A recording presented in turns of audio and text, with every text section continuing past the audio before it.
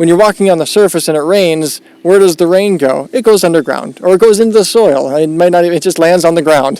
The story doesn't end there. The story continues on literally through the soil, through the bedrock, into the earth, beneath our feet, and then sometimes back to the surface, where we want to fish, where we want to swim, where we want to think that this is a clean spring and I want to drink from this clear water. And although the water might be clear, it does not mean it's clean.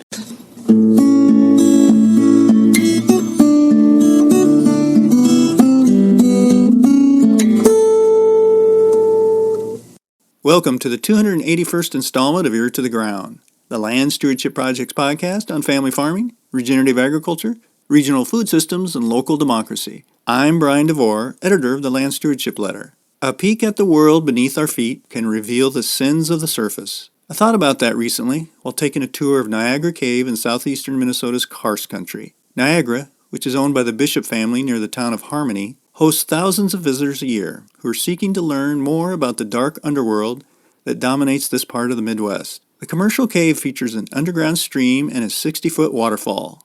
It's a perfect place to get a sense of how quickly water moves through karst topography, which is dominated by limestone formations characterized by cracks, holes, and gaps. Common features in karst regions such as southeastern Minnesota, northeastern Iowa, and southwestern Wisconsin are sinkholes, springs, disappearing streams, bluffs, and, of course, cave systems. All that makes for a dramatic landscape, but it also means water can travel from the surface to an underground aquifer in a very short time, sometimes within a matter of hours or even minutes. And those aquifers provide drinking water for farms and communities in the area, as well as serve as a source for streams and springs. Because of how dynamic water movement is in the region, any contamination from the surface can quickly make its way into groundwater. Of particular concern is how much nitrate is making its way from the soil surface down through those cracks and crevices and ending up in well water. High nitrate exposure is a significant health risk, especially for infants, pregnant women, and people with certain pre-existing conditions. In fact, nitrate-nitrogen contamination is the #1 water quality issue in southeastern Minnesota. And the top source of that contamination is row crop fields and manure runoff. Corn production is heavily reliant on nitrogen fertilizer, and livestock waste is full of this element. But through its work with the Soil Health Network in the region, LSP has helped farmers control water runoff by utilizing practices like cover cropping, no-till, diverse rotations, and managed rotational grazing. Such techniques build the kind of healthy soil that can hang on to nutrients and store water, and even reduce the amount of fertilizer that needs to be applied in the first place. To highlight the vulnerability of our groundwater, as well as how soil-healthy farming can help protect it, LSP recently held an event at Niagara Cave. After tours of the caverns in which we saw water dripping from the rock after a recent rainstorm, participants had a chance to learn more about the relationship between farming, karst, and groundwater from experts in hydrogeology, agronomy, and soil health. After the event, I had a chance to talk to Aaron Bishop, whose family has owned Niagara Cave since 1995. Aaron, who studied geology and leads tours of the cave, has seen firsthand the relationship between land use on the surface and the health of our water system below. He's become even more aware of that connection recently, now that he and his wife, Amy, have purchased a farm in the area. Aaron started our conversation by describing just how quickly water can move through a few hundred feet of rock. Depending on where you are in the cave, it depends. At the very beginning, where you go down a main series of stairs, about 100 steps to get into the main cave system itself, we can get drips from the ceiling within hours, within an hour of a heavy rain event, especially if the ground is already saturated from previous rains or snow melt. At the very end of the cave, you're about 200 feet down, and the water that drips from the ceiling, coming from stalactites themselves, is likely at least several days, if not older. We do see an influx of water dripping from those formations, again, after a very heavy rain, again, a couple days after that. But there is one part of the last room we call the shower at the end of the cave, where that exhibits a display of water more quickly than the stalactites and other speleothems. It's within hours. I'm not sure. I don't think I've ever actually measured the time for that particular one, because most rains happen at night, and I'm not usually just hanging out there at night to monitor that. But Yes, so depending on where you're at, even within the same room, you can have varying rates of water flow. And you had told a story about, I can't think what year it was, but you got a tremendous rainstorm here. It was like something that for the history books. Describe that situation and kind of what you guys saw the immediate impact. Yeah, sure. So we're talking about the June 2008 flood. I think it was June 10th. It was over a Sunday night. The ground had been saturated already with previous rain events, and so any amount of water after that was just piled on to the influx of water entering the cave. So we had, I think, over the course of 3 storms within 24 hours, don't quote me on it, 10 plus inches of rain. And with those rain events came more water into the cave system than what could escape through Hawkeye Springs. And so as a result, the water in the cave began to back up, which it typically does during times of flooding. Every spring we get a little bit of a backup, but this was unending, it felt. We had water that continued to rise at about 2 to 3 inches per minute vertically, and this was Sunday night, and by Monday at about Monday morning, say 2:30 or so in the morning, when we went to check out the cave, we couldn't hear the waterfall anymore. And that's the first thing we hear during times of heavy rain. When we go down the main set of stairs, you hear the roar of the waterfall, especially after heavy rains. But this time we couldn't hear it at all, which was a dreadful, dreadful silence. And we looked down the main set of stairs, and that very last step before getting onto that main passageway level was underwater. And so that means that the entire cave was basically underwater. The entire waterfall room was underwater. There was no waterfall anymore since the water had risen beyond that point.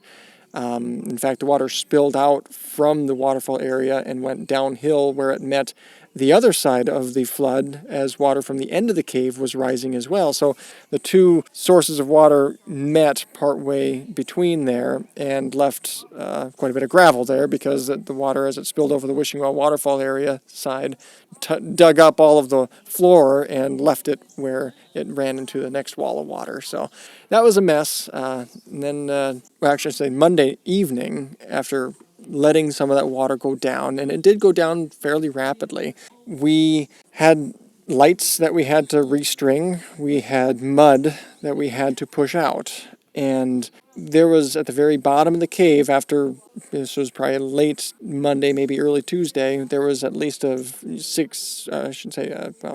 to 12 inches of mud at the very bottom of the cave platforms, where we had to use push brooms and just shove it off the edge into the river where it would continue to go downstream. It was an incredible amount of topsoil that I could see within this tiny crevice of a cave, knowing that on the surface there was so much more that was washed away and never to be seen or thought of, really, as it muddied the rivers. But yes, this particular flood in 2008, there was over 100 vertical feet of water in the cave, and it took a lot of work to clean it up, and we still can see some of the muds on the walls. We can still see that watermark on the walls, and I hope I never see one higher than that. I can vouch for that because we went down there.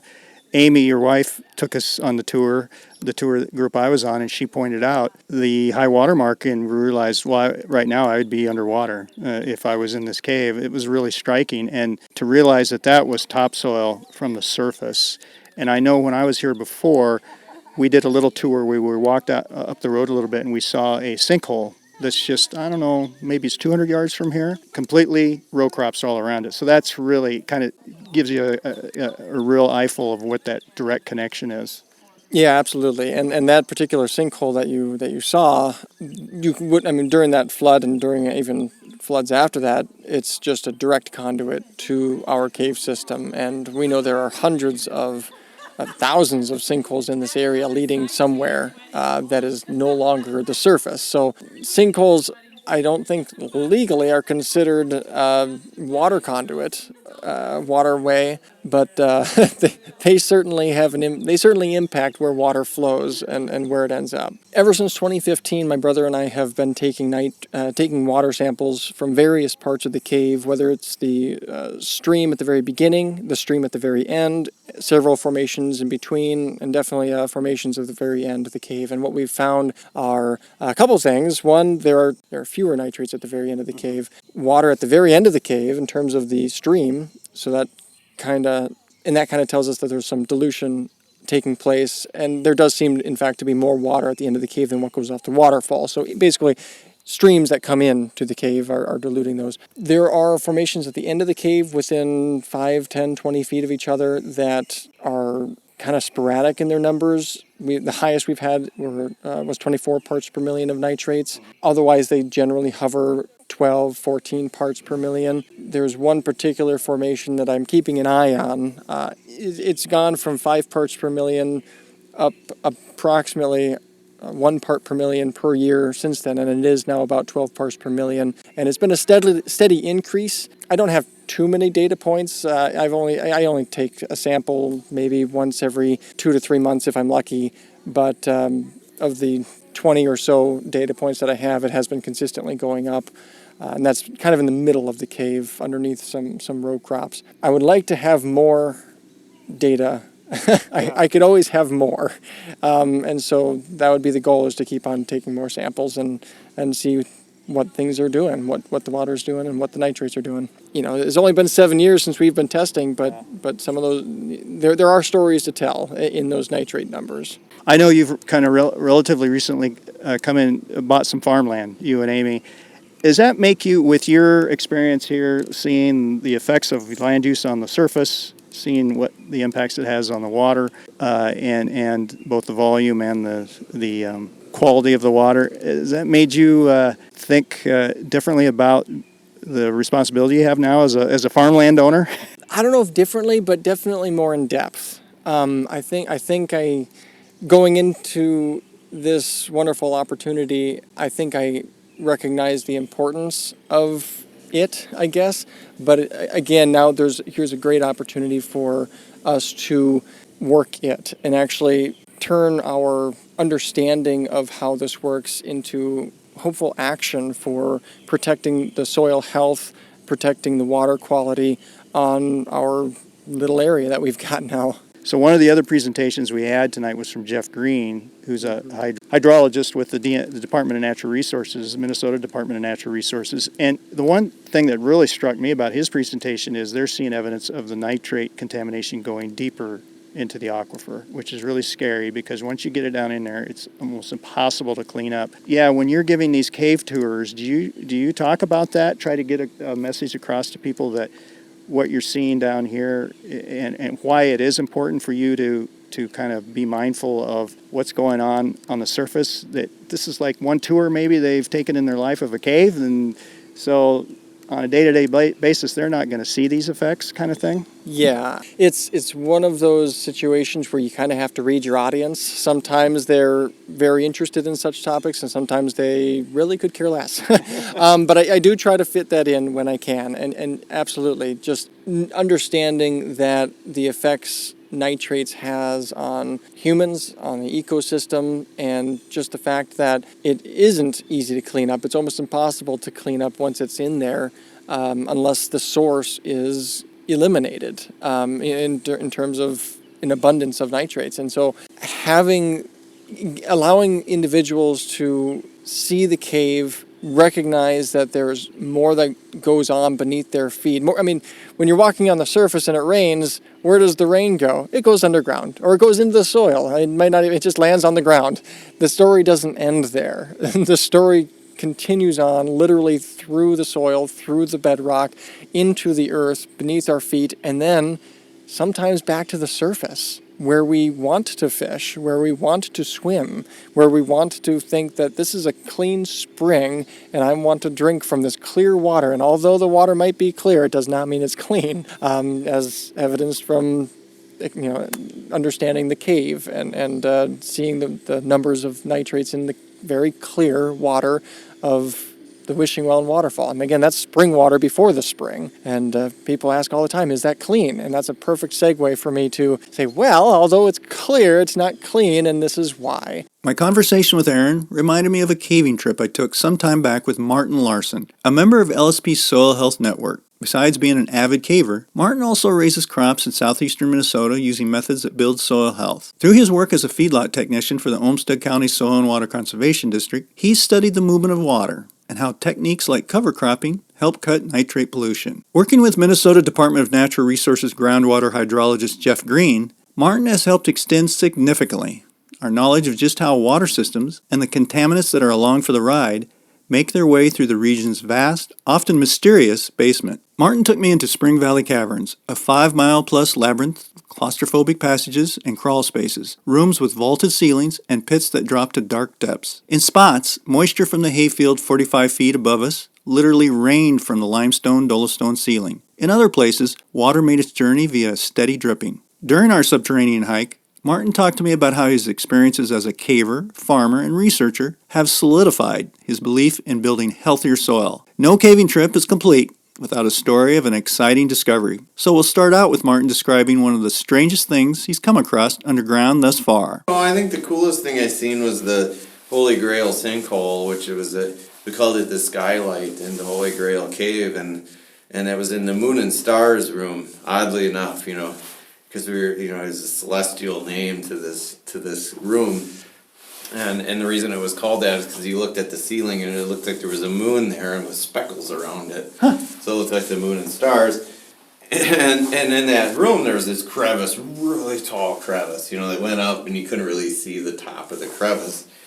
And periodically you'd find dead mice in that room. Like, well, they're getting down here somewhere, whatever. And then we found a dead raccoon. Oh, well, did that wash in? No, it probably didn't, flood in. Mm-hmm.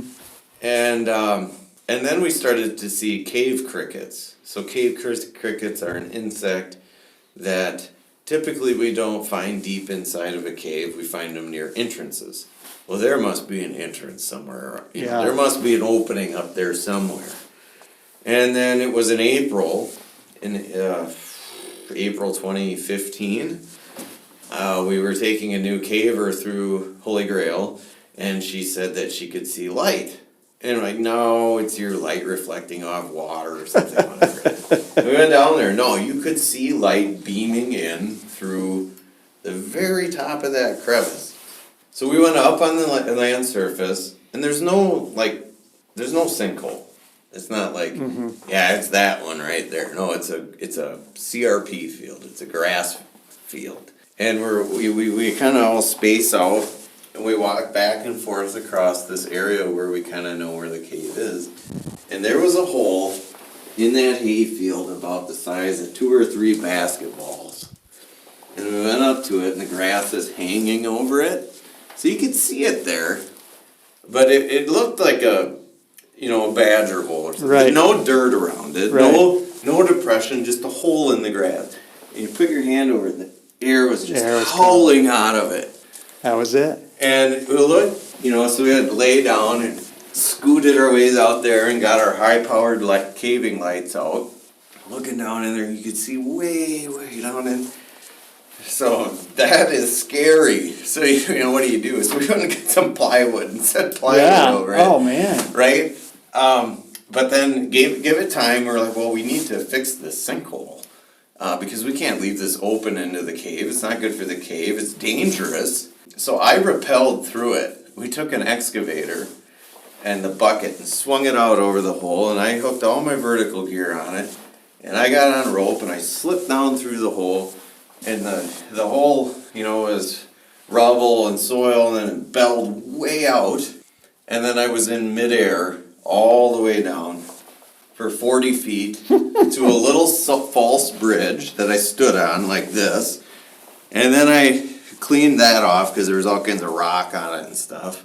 And my ropes are right here, so I didn't want the rope to scratch off or peel off more rock. Then you went down another 45 feet to the cave floor. And then on the cave floor, if you moved over 3 feet, it went down another 70 feet to the water table. Wow. So if you fell through that hole, say you were pheasant hunting, you were trespassing, or maybe even had permission to go pheasant hunting, and you fell down that hole, no one would ever know where you went, and you wouldn't survive it. There's lots of pictures of how we sealed it. We reamed it all out, built a bridge over it, basically poured concrete to seal it, and then backfilled it. So you wouldn't even know it's there now. That's probably the most bizarre thing I've seen in Minnesota. Sometimes it's hard to visualize them, right? Yeah. And then we discover these things, and yeah, there's that realization of the complexity that it is the karst groundwater modeling is the hardest modeling to do because of these types of behaviors of the hydrology of karst. Now, if you do modeling of sand, it's different. Yes, there's preferential flow through sands, but sand doesn't create its own pathway, so to speak, based Yeah. on these. Like when we had a physical process, the folding of the tectonic plates that created the fracture paths that started to enlarge, which creates the flow path, right? That you have this physical fracturing first, and then you have a chemical process to dissolve the rock and a chemistry that occurs, and now you have the resulting hydrology. Yeah. So you're trying to model a contribution area to a drinking water management supply area. It may be complex in some cases, not all, but sometimes there's a wild card, and that's we're getting preferential flow from a direction we didn't anticipate. Right, right. So yeah, it is hard to model and predict karst. My famous saying was assume there is something going on before you assume there isn't. Assume there may be a sinkhole in that area where there isn't one. Assume there may be because let's before we go, let's go stand and we'll look out over that hayfield. Yeah, You say, oh, yeah, well, there's a sinkhole way over there. right. But we're way away from that. We could build our hog barn here. We could put our manure storage area here. There's no sinkholes here. And really we're out in the middle of that hayfield right now. We are underneath that hayfield. Yeah. And there is no sinkhole within 300 feet of where we are right now. And I see water, I see cracks. Yep, so And- that's the three, so it's like three types of water in karst. So we have the fractures that move water. So here we see the base of a fracture, right? So it's open here, we could put our fingers in there. But, that fracture will close up, but still move water. And then we have the conduits, which we're in right now. But then there's also the rock itself. See how this rock is damp? Yeah. Well, this rock is porous. We wouldn't think of it to be porous, but it is. And it stores water and moves water itself. So that's the the 3D effect or whatever, but that's where we see all three right here. And the sinkholes are the conduits. Our conduits, yeah. openings And for they're the conduits. typically open through, enlarged fractures that reach the surface. It's not like the roof of a cave collapses. Now that can happen, but it's extremely rare. And it's more likely in Minnesota to be a feature that existed like a fracture that was soil filled through glaciation or erosion, and floods and water occur and clean it back out and pop a new hole up on the top. We say, well, that's a new sinkhole. Well, technically it is, but it's a sinkhole into a feature that always existed there in the rock. This must really make you aware of the work you're doing on the surface. That you're farming and you're working with farmers and landowners, just how vulnerable this whole thing is. And I guess how key soil is, because I was talking to Jeff about this, is you have that opportunity to filter that water or to slow it down or whatever. And then once it gets past that soil profile, that opportunity's kind of been lost. Oh, definitely, and sometimes we don't even have that opportunity if it goes through a direct conduit. Yeah, so the relatively thin soil, could remove some bacteria and that. But yeah, once it gets in here, there's no more filtering. Yeah, it's on the fast path. But here you have perennial flow, and And once contaminants get into that perennial flow upstream, it could still get in there. Yeah. But then you have, the tile drainage, the problems we're having with nitrates and the tile drainage. Well, that's, here it's collecting from fields, dumping into those streams and dumping into the cave system. And nitrates are they're really a booger to deal with. Like they don't come out once they're in. Yeah. And then same with chlorides. They're excellent tracers because they will stay with the water until the water cycle starts over. Uh-huh. It will not leave the water. They could be diluted, Uh-huh. and the only way it leaves the water is to be evaporated and to rain out again. So, Have you tested water in the cave Yep. system? Yep. And it depends on what type of landscape you're under, but it tells that same story that we are learning elsewhere, which is under row crop soybeans, corn and soybeans. It's typically well over the drinking water standard, 15 to 25. If you're under an alfalfa field, it's less. And then we also need to take into account the lag time. So that if you're under row crop where alfalfa hasn't been, it's pretty stable. But let's say that above us right now is an alfalfa field. That was seeded last year. So before that it was a corn field.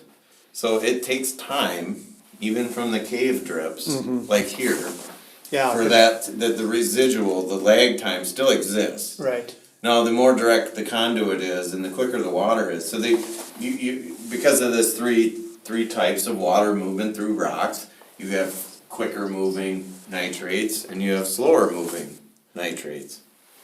So we see that in the caves too. But when you look at what are caves underneath in southeast Minnesota, and they are predominantly underneath farms. What are our drinking water aquifers affected most by? Well, if we have southeast Minnesota, which is 60% farmland, I think it's probably about that, maybe 70% tillable land. That's it could have the biggest effect on karst aquifers. So, and then you put in, like these added layers of the complexity of karst, a karst aquifer. How do we know, like something that I would really, as far as a caving goal, we have Holy Grail. As far as a water quality goal with farming, it would be, what are best management practices? How are they helping? And how quickly will they help? And to what level will they help? If we implement cover crops, to what degree are we improving our water quality underneath the land surface, and to how quickly? Because, yes, we are doing a better job in many areas than we used to as farmers. And let's continue that, and let's measure it. Because if we can measure it, and we can say at what time we will notice the benefits, then we're more likely to have legislature take us serious, other scientists take us serious, farmers take me serious. It's the whole thing, bringing the whole thing together.